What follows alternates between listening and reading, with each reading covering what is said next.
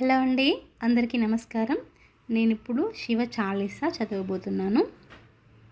ఓం నమ శివాయ.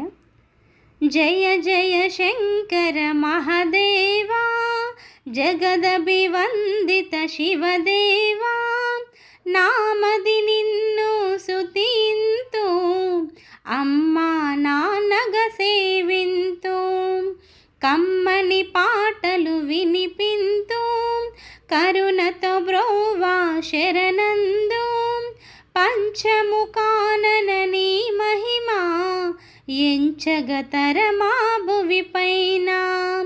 పార్వతీనాథా ఓ దేవా, భక్తుల బాధలు వినిరావా, శ్రీశైలంభున నీ మహిమా శిఖరము దాటెను ఈశానా. నిను